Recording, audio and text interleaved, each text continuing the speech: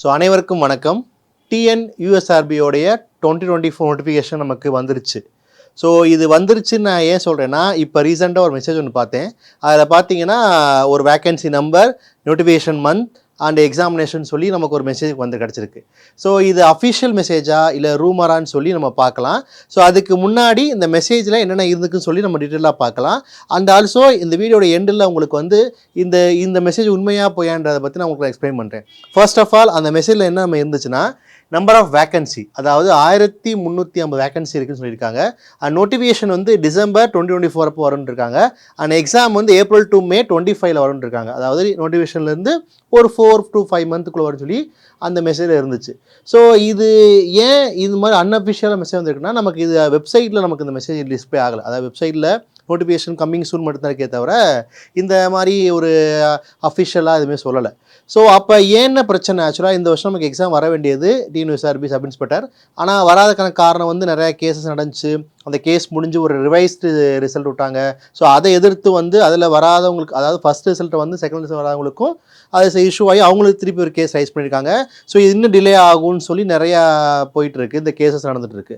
So அப்போ இந்த வருஷம் இந்த எக்ஸாம் வருமா வராதான்ற கேள்விக்கு வந்து இதோடைய ஒரு ஹிஸ்டாரிக்கல் பேக்ரவுண்ட் பார்த்தோம்னா, ஃபர்ஸ்ட் ஆஃப் ஆல் 2010 வேகன்சி வந்து நமக்கு 1096 வேகன்சி இருந்துச்சு ஒன்று. அடுத்து 2015 1078 வேகன்சி இருந்துச்சு. அண்ட் 2019 968, 22 438, 23, அதாவது இப்போ இந்த நோட்டிஃபிகேஷன் வந்து இந்த எக்ஸாம் ரிசல்ட் வெயிட் வந்துச்சுல, அதில் 750. ஏன் இந்த நம்பர் கிராஜுவலாக குறைஞ்சின்னு பார்த்தீங்கன்னா, எஸ்ஐன்றப்போ நமக்கு வந்து அது நம்பர் ஆஃப் வேக்கன்சி கொஞ்சம் குறைச்சிட்டே வந்தாங்க.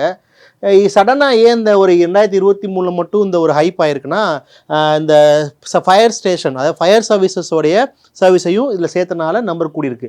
அப்போ நீங்கள் நல்லா பார்த்து தெரியும், இந்த 2010, 15, 19, 22, 23 ஸோ ஒரு தொடர்ச்சியாக எக்ஸாமுக்கு வரல எஸ்ஐ. ஆனால் வந்து பார்த்தீங்கன்னா 2019 அப்புறம் வந்து ஒரு கன்சிக்யூட்டிவாக வந்திருக்கு. உடல கோவிட்னால தான் நமக்கு இந்த எக்ஸாம் நடக்கலை. அப்படி பார்த்தா 2018 நமக்கு வந்து சப் இன்ஸ்பெக்டரோடைய ஃபிங்கர் பிரிண்ட் எக்ஸாம் நடந்திருக்கு 200 வேகன்சிஸோட.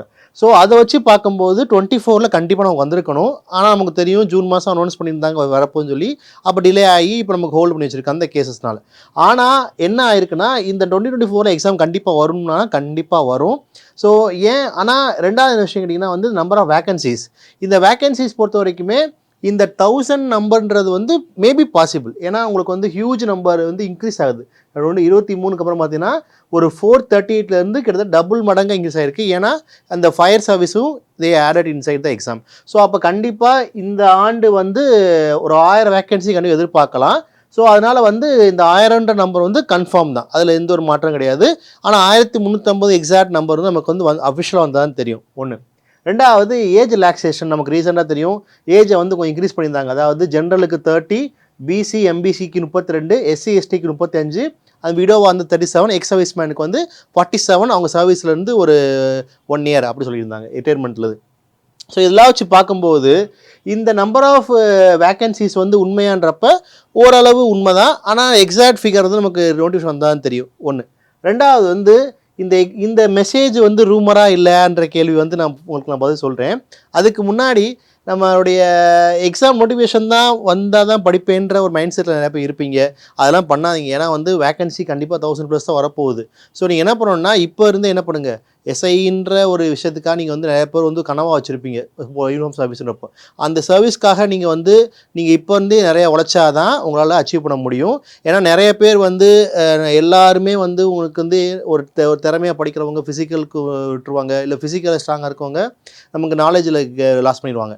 ஸோ நீங்கள் ரெண்டையும் பேலன்ஸ் பண்ணணுன்னா ரெண்டுக்கும் ஈக்குவலானா உங்களுக்கு எக்ஸாம் வந்ததுக்கப்புறம் நமக்கு அடுத்ததா நமக்கு வந்து ஃபிசிக்கல் வந்துடும். ஸோ அதுக்கும் இப்போ வந்து ரெடியாகுங்க, நோட்டிஃபிகேஷன் வெயிட் பண்ணாதீங்க. ஸோ இப்போ வந்து படிக்க ஆரம்பிச்சிருங்க, ஓகேவா?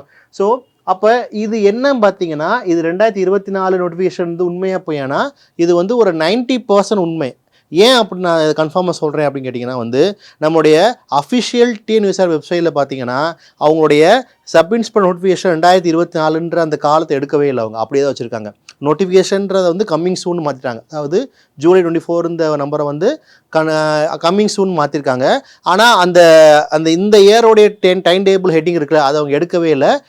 அப்போ என்ன அர்த்தம்னா, கண்டிப்பாக இந்த வருஷம் எக்ஸாம் போகிறதுக்கு ஒரு 90% வாய்ப்பு இருக்குது. ஸோ அப்போ இதெல்லாம் இந்த ரூமர்லாம் வச்சு பார்க்கும்போது மேபி டிசம்பரில் எக்ஸாம் வரதுக்கு 90% வாய்ப்பு இருக்குது. ஸோ அஃபிஷியலாக வந்தால் நமக்கு என்னென்னு தெரியும். இந்த ஏஜ் ரிலாக்ஸேஷனில் வேறு ஏதாச்சும் மாற்றம் பண்ணியிருக்காங்களா, இல்லை அவங்க வேறு எதுவும் புதுசாக ஆட் பண்ணுறாங்கன்னு சொல்லி நமக்கு அஃபிஷியல் நோட்டிஃபிகேஷன் வந்தால் தான் தெரியும்.